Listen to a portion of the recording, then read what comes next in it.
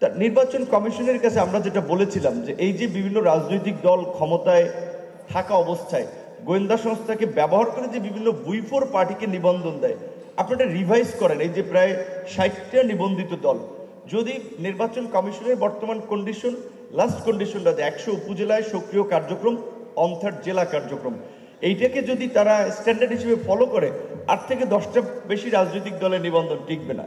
কিন্তু ওনারা এটা রিভাইজ করতে পারে নাই, মানে ওনারা সাহস করে না ওইদিকে যাবে কিনা। ঠিক গণমাধ্যমের ক্ষেত্রে আমরা দেখলাম আমাদের উপদেষ্টা তারা বললেন যে খুব জটিল কাজ, আমরা অল্প সময়ের জন্য এসেছি। এই সংস্কারের জন্যই তো এই সরকার 15 মাসের ক্ষেত্রে আপনারা বলছে যে 3 মাস সময় পেয়েছে।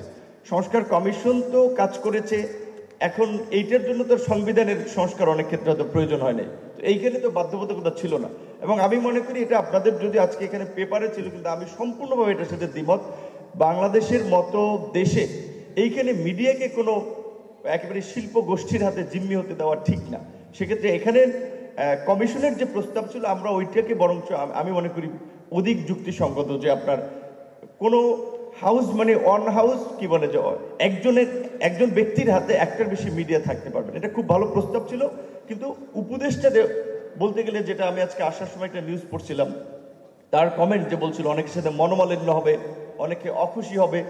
এইভাবে তো আসলে সরকারি দায়িত্ব পালন করা যায় না যে কেউ অখুশি হবে, মনোমালিন্য হবে। তো আমি মনে করেছিলাম যে এই সময় একটা দারুণ সুযোগ বাস্তবায়ন করাটা। গণমাধ্যমকে আমরা ফোর্থ স্টেট বলি, ওয়াচডগ বলি, কিন্তু গণমাধ্যমের এটা ঠিক যে কাজের পরিবেশটা কোনো সরকারই দেয় নাই।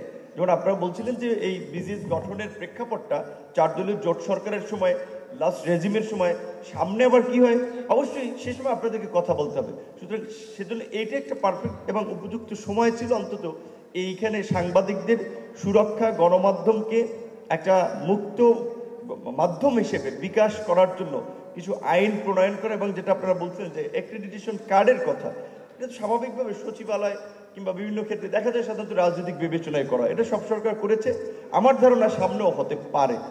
তো সেই ক্ষেত্রে আপনাদের সুযোগ ছিল এই সময় অন্তত এর একটা পরিবর্তন করা। আপনারাও জোরালোভাবে আওয়াজ তুলতে পারেন নাই। সেই জায়গা থেকে আমি বলবো যে এখানে সেলফ সেন্সরশিপের যেই কথাটি আমরা শুনে আসছি অনেকদিন ধরে, তো আমার মনে হচ্ছে যে এই সময়ে আপনাদের স্টেক হোল্ডার, মূল স্টেক হোল্ডার হিসেবে আপনাদের যে আওয়াজটা ছিল, সেই আওয়াজটা বোধহয় খুব জোরালোভাবে উঠাইতে পারেন নাই। তো তারপরেও আমি মনে করি এখনো যে সময়টুকু আছে আপনারা যদি রেইজ করেন, আমরা একটা পরিবর্তন চাই। এবং এইবার যদি পরিবর্তন না হয়, এটা বাংলাদেশে তো 50 বছরের পরিবর্তন হয়নি, সামনে পরিবর্তনটা খুবই ডিফিকাল্ট। সো গণমাধ্যম সংস্কার কমিশনের আমরা চাই প্রস্তাবটা বাস্তবায়ন হোক রাজনৈতিক দল হিসেবে।